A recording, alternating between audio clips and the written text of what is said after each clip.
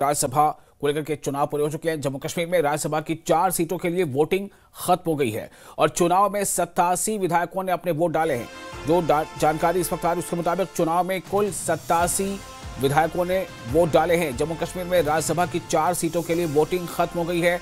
चुनाव में 87 विधायकों ने अपने वोट डाले हैं। मेराज मलिक ने भी राज्यसभा चुनाव के लिए वोट डाले और थोड़ी देर बाद राज्यसभा चुनाव के नतीजे भी आ जाएंगे। आपको बता दें कि राज्यसभा चुनाव के लिए नेशनल कॉन्फ्रेंस ने 4 और बीजेपी ने 3 उम्मीदवार मैदान में उतारे हैं।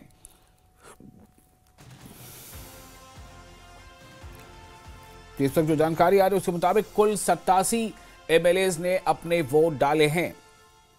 अब सवाल ये पैदा होता है कि आखिर कुछ एक एमएलएज ने अपने वोट अगर नहीं डाले तो क्यों, और कुल 87 इस वक्त खबरें आ रही हैं कि वोट डाले गए हैं। जम्मू कश्मीर में राज्यसभा की 4 सीटों के लिए वोटिंग खत्म हो गई है और चुनाव में 87 एमएलएज ने अपने वोट डाले।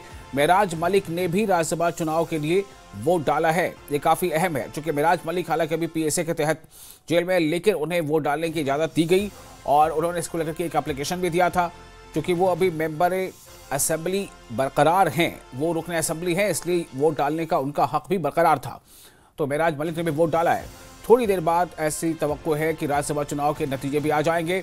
आपको बता दें कि राज्यसभा चुनाव के लिए नेशनल कॉन्फ्रेंस ने 4 और बीजेपी ने 3 उम्मीदवार उतारे हैं और दोनों की तरफ से दावे हैं अपने अपने हैं। बीजेपी ने भी ये दावा किया है कि उनके तमाम के तमाम तीनों उम्मीदवार जो है वो जीत हासिल करेंगे, जबकि नेशनल कॉन्फ्रेंस की तरफ से दावा है कि उनके चारों उम्मीदवारों की जीत होगी, लेकिन कुल 4 ही को जीतना है। ऐसे में ये अहम है कि किसके कितने उम्मीदवार जीत हासिल करेंगे और किसके कितने उम्मीदवार जीत हासिल करके पार्लियामेंट पहुंचेंगे। क्योंकि ये जो चुनाव हुए हैं ये राज्यसभा के लिए हुए हैं, यानी कि सीधे तौर पर उनको पार्लियामेंट के अपर हाउस में उनको जाना है।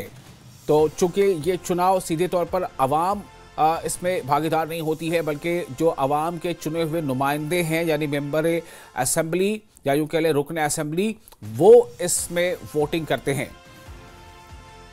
तो इस वक्त हमारे साथ मुदस्सिर कादरी जुड़ चुके हैं, हमारे रिपोर्टर, इस खबर पर ज्यादा जानकारी के साथ और ताज़ा जानकारी के साथ। मुदस्सिर, क्या ताज़ा जानकारी मिल रही है और कितने विधायक ने वोट दिया, कितने एमएलए एब्सेंट रहे?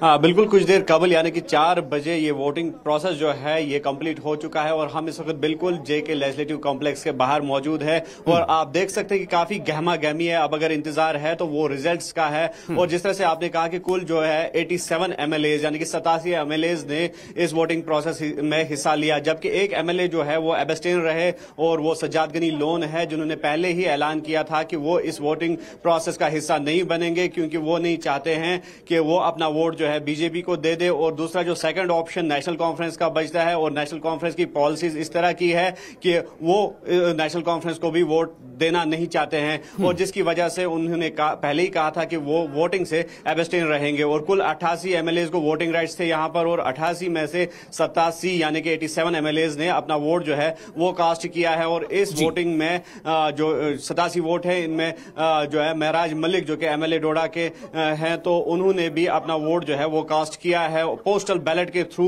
उन्होंने अपना वोट जो है वो कास्ट किया है। तो कुल मिलाकर 87 वोट्स जो है वो पॉल हुए हैं और कहीं ना कहीं अब जो है चैलेंजिंग सिचुएशन है दोनों पार्टीज के लिए, अगर नेशनल कॉन्फ्रेंस या फिर बीजेपी की बात करेंगे, क्योंकि दोनों पार्टीज जो है मजबूत दावेदारी के साथ इस राज्यसभा पोल में जो थे अपने अपने उम्मीदवारों को उतारा था। लेकिन दोनों पार्टीज का लगातार ये कहना था कि वो काफी पुरुम्मीद हैं कि जिस तरह से बीजेपी का कहना था कि तीनों सीटें उनकी झोली में जाएंगी और साथ ही साथ नेशनल कॉन्फ्रेंस ने लगातार ये दावा किया कि 3 नहीं बल्कि 4 सीटें उनके खाते में चली जाएंगी। अब देखना यह होगा कि किस तरह से जो नताइज हैं वो सामने आएंगे। लेकिन ये बात भी गौरतलब है कि नेशनल कॉन्फ्रेंस ने के जो स्पोक्स पर्सन है उन्होंने कल ही कहा था कि जो रिजल्ट्स आएंगे वो चौंका देने वाले होंगे, सरप्राइजिंग रिजल्ट्स होंगे। कहीं ना कहीं नेशनल कॉन्फ्रेंस ने यह हिकमत अमली अपनाई है, पहले ही स्ट्रैटेजी एक अडॉप्ट की है कि चौथी सीट जिस पर बीजेपी मजबूत दावेदारी के साथ खड़ी है कि चौथी सीट सीट भी जो है वो नेशनल कॉन्फ्रेंस के खाते में चली जाए।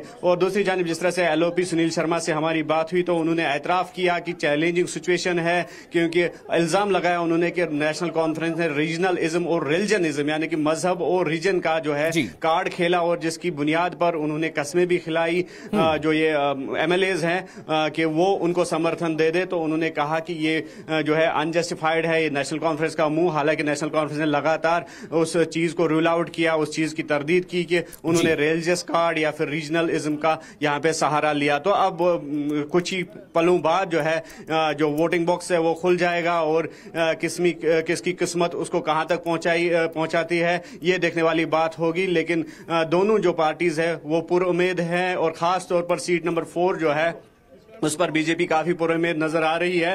और साथ ही साथ अगर नेशनल कॉन्फ्रेंस की बात करेंगे तो 3 सीट्स जो है नेशनल कॉन्फ्रेंस पहले ही पुरुम्मीद नजर आ रही थी।